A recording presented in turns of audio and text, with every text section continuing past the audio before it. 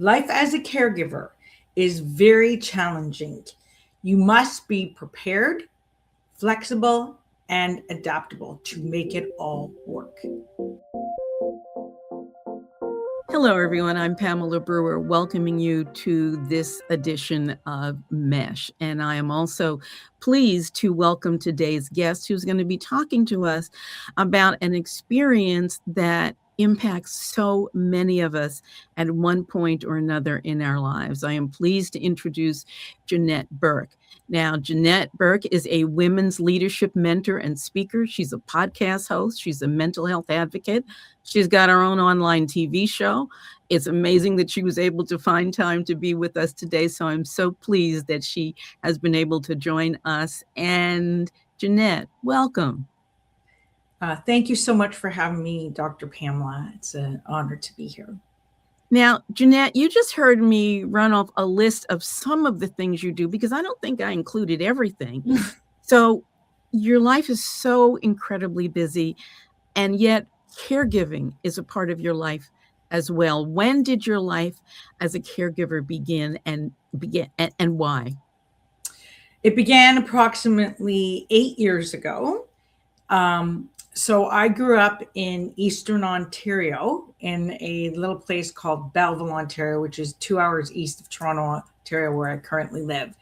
And my parents were still living there in a fairly large home. And I was running back and forth every other weekend, trying to take care of them as well, because they did not have enough care, even though I had put with my sister provisions in place. And then my father passed 8 years ago. And my mother was left in a fairly large home on her own with only a little bit of community care and some friends, because unfortunately, many of her friends had begun to pass away as well. And they were helping her until they could not. And so I was still running back and forth while I was doing my TV show, my podcast, my e-publication, speaking, MC speaking, correspondent work, red carpet event hosting, brand ambassador, whatever came up. And even managing that with all that travel, which was on a good day, 2-hour drive there and back, and could be up to 3 hours in summer traffic, because that area happens to be a very popular summer destination travel going east on the 401. And so, yeah, a lot of time was given to that. Approximately 4 years ago, it'll be 4 years come October, my sister and I said to my mother, okay, this is enough. We can't do this anymore. You have to come and move to live with us in Toronto. Well, actually, my mother was originally from Toronto. Okay. So we found her, my sister actually found her a place to live literally 4 minutes away from my house. Wow. And we moved her in and set her up, and here she remains. But, you know, she's very elderly now. She has a lot of health issues. And initially she was okay, maybe for the first 2 years, kind of on her own with us, just coming by to visit daily or on weekends, what have you. She was even able to get her own food and everything, despite the fact that one of her illnesses is macular degeneration, so she can't really see. Okay. And that worsened along with some other conditions over the last couple of years, so that things have gotten pretty tough in that she needs full-time care. And as a result of that, approximately, I'm going to say 9 months ago, maybe a little bit more, I wound up staying with her a lot more and having to do overnights as well, because she can't really be on her own.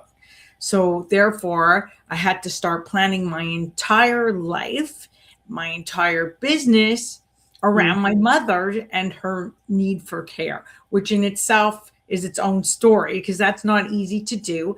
Right. I had to really pare down on things, focus on what is most important, prioritize, let things go, literally change my entire business model to a completely different model and a completely different way of doing things. And one of those things included more virtual filming, not just because of my mother and her needs, but my own as well, because I too have several health issues that need to be managed. And in fact, mine come last because I always put her first. And that's very common with caregivers. Their own needs come last. And in the last 2.5, it'll be 3 years come July, I actually became disabled with a freak accident to my right foot. Then coping with that and all those changes, including not being able to drive, or at least not very far, not very much over the last few years, that's a huge adjustment on top.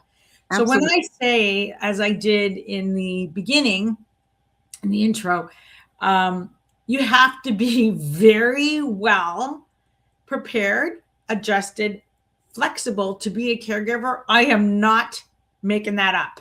I mean, I'm talking mega prepared, whether it's organizing my mother's healthcare routine between her doctor and her nurse visits, her PSW visits. We have 3 different ones a day from the government at different intervals. And let me interrupt you. Let me interrupt you for a second, because I would like to find out how old Mom is at this point. Oh, she'll kill me if I give you her exact age. She's one of those. So I don't want your mom to kill you. So I'm going to pull back that question. You also just said PSW. I think that's what you said. That means personal support worker. I remember I'm in Canada. I don't know what you guys call it in the US, but it's personal support worker. And our government, which is our federal government and our provincial government, which I happen to be in the province of Ontario, provides 3 a day for elderly people, and the care plan and the amount of time is assessed frequently. Like, this is all part of what goes on in the day. And I will tell you, the day begins at like 7 a.m. and it winds down about 7 p.m. wherein then I have more time to focus on my own work. So I usually work sometimes till 2 o'clock or 3 o'clock in the morning just to keep up. Good for you. That's not I hardly get any sleep. I don't remember the last time I had more than 2 or 3 hours of a night of sleep. But it's just a lot of management, a lot going on per day. It feels like a revolving door. It feels like, Union Station, crazy. And the management, there's just so many components that are interactive and have to be looked at and have to be sort of prioritized first, and then everything else needs to fit in around that, including my filming, whatever else work I have to do, team meetings, editing, networking, all the regular stuff that one needs to do to run a business, which I now see myself more as a freelancer, like a correspondent freelancer, red carpet event host, MC speaker, brand ambassador. So that's what I'm saying. It's not the same business model that it was previously. It is now more of a freelance type of business model. But all of that, let me ask you this. Just finish this one thought. Sure. I have literally 20 to 25 hours a week to work, and everything I do has to fit into those 20 to 25 hours. And then my mom's stuff too. So this is a big change for me because I used to work 60 to 80-hour weeks just on my own stuff. Which wasn't good either, right? No, but a lot of that time has now been allocated to caregiving. Well, let me ask you this. Forgive me for interrupting you, but you've been doing this now for a while. First at Mom's home, and then close by, and you talked about having your own disabilities as well. I think a lot of times when people think about caregiving, they don't think about all of the detail that goes into it. Or by the other end of the spectrum, it just feels like so big that people don't even know where to start. When you're taking care of somebody, you've got to start with, what time do they get up? How are they going to get up? Will they be washed? Can they wash themselves? Take us through some of those. Okay, so I'll run you through all that because it's all true. And I will say this. I have become a mother to my mother. Absolutely. And I never really thought I would sign up for that or that this would be happening. And it all sort of happened at the same time because unfortunately her decline came quicker than we thought it would or expected it to. And it's really hard to see your parents, of course, become someone or something else you don't sometimes even recognize. Now, thank God she still has all her faculties. So her mind still works and she is mobile, although slow. She needs, a walker. She can't she can't walk around without that. Okay. But in terms of getting up, so she's not a good sleeper either. Oh, So boy. she gets up anytime between 3 and 5 a.m. and starts putting around in her bedroom making noise. And then I'm like, okay, I'm here at 7, ready to go. And so she's out of bed on her own. She gets into the bathroom, and then I go start making her breakfast and getting all that ready, because then the first PSW caregiver is going to come to do her washing and her dressing and all that. And they can show up anytime between 8 and 10 a.m. Oh, my.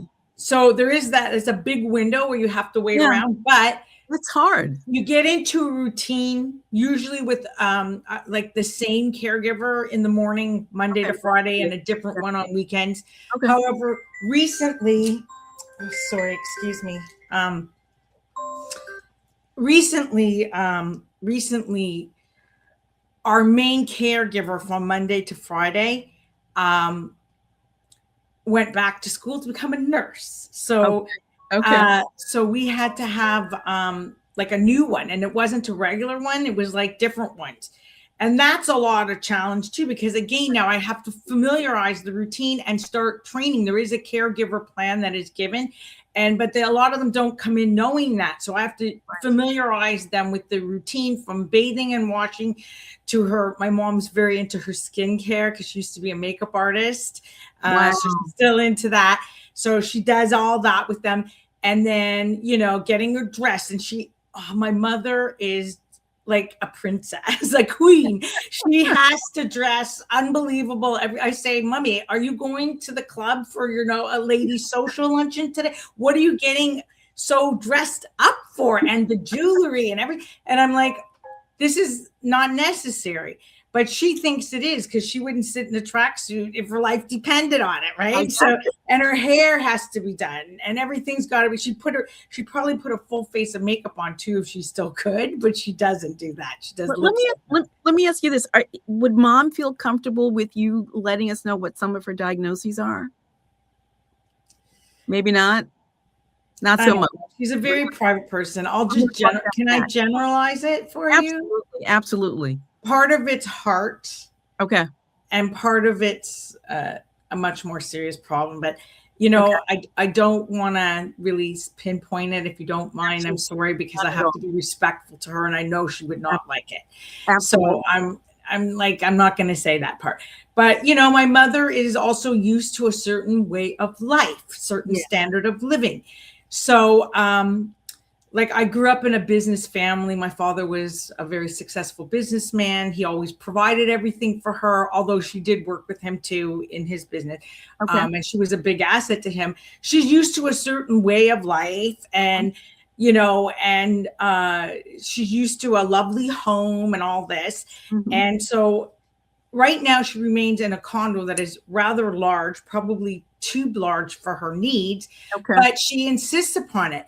And moreover, I have begged her, as has my sister, to go into a retirement home.